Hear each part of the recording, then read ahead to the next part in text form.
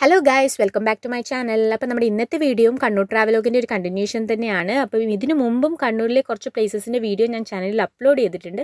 അത് കാണേണ്ടവർക്കായി അതിൻ്റെ ലിങ്ക് ഞാൻ ഡിസ്ക്രിപ്ഷൻ ബോക്സിൽ കൊടുത്തേക്കാം. സോ ഇതിനു മുമ്പ് നമ്മൾ ചെയ്ത എല്ലാ കണ്ണൂർ ട്രാവലോഗ്സും അവിടുത്തെ പ്രധാനപ്പെട്ടതും അല്ലാത്തതുമായ ടൂറിസ്റ്റ് സ്പോട്ടുമായിട്ട് ബന്ധപ്പെട്ടതാണ്, അല്ലെ അതിനെക്കുറിച്ചുള്ളതാണ്. ബട്ട് ഇന്ന് നമ്മളുള്ളത്, അല്ലെ ഇന്നത്തെ നമ്മുടെ വീഡിയോ ഒരു അമ്പലത്തിനെ കുറിച്ചാണ്, അതും ഒരു ഗുഹാക്ഷേത്രത്തെക്കുറിച്ച്. തോട്ടടയിൽ നിന്നും കുറച്ചുള്ളോട്ട് സഞ്ചരിച്ചാൽ കിഴുന്ന എന്ന സ്ഥലത്ത് സ്ഥിതി ചെയ്യുന്ന ഒരു ഗുഹാക്ഷേത്രം, യോഗീശ്വര കേവ് ടെമ്പിൾ.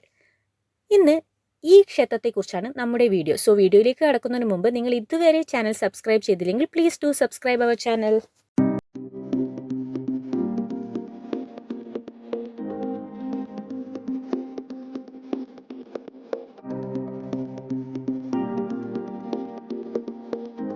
സോ ഗൈസ്, നമുക്ക് വീഡിയോയിലേക്ക് കടക്കാം. വളരെ പണ്ട് യോഗീശ്വരന്മാർ തപസ് ചെയ്തിരുന്ന സ്ഥലമാണ് ഇന്ന് നമ്മൾ കാണുന്ന ഈ ഗുഹാക്ഷേത്രം. അധികമാരും അറിയപ്പെടാത്ത ഈ ഗുഹാക്ഷേത്രത്തിന് നൂറ്റാണ്ടുകളുടെ പഴക്കമുണ്ട്. ഇതൊരു ക്ഷേത്രമാണെന്ന് പറയുമ്പോഴും ക്ഷേത്രവുമായി ബന്ധപ്പെട്ട ഒന്നും തന്നെ ഇവിടെ കാണാനില്ല. ഒരു പൂജാരിയോ കാണിക്കോ വഞ്ചിയോ ഒന്നും. നമ്മുടെ ആഗ്രഹ സഫലീകരണത്തിന് വേണ്ടിയാണ് ഇവിടെ പ്രാർത്ഥിക്കുന്നത്. പൂജാരിയോ മറ്റോ ഒന്നുമില്ലാത്തതുകൊണ്ട് ഇവിടെ നമ്മൾ തന്നെയാണ് വിളക്ക് കത്തിക്കേണ്ടത്.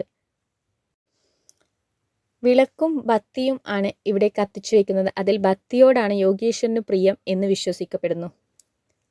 ഈ ഗുഹാക്ഷേത്രത്തിൻ്റെ മറ്റൊരു അട്രാക്ഷൻ, ഈ ഗുഹാക്ഷേത്രം സ്ഥിതി ചെയ്യുന്നത് ഒരു കടലോരത്താണ്. നമുക്ക് ഇവിടെ വന്നു കഴിഞ്ഞു കഴിഞ്ഞാൽ ആ ഒരു കടലിൻ്റെ വ്യൂ കൂടി ആസ്വദിക്കാവുന്നതാണ്. ഏഴര ബീച്ചിനടുത്തായിട്ടാണ് ഈ ഒരു കിഴുന്നപ്പാറ കേവ് ടെമ്പിൾ സ്ഥിതി ചെയ്യുന്നത്.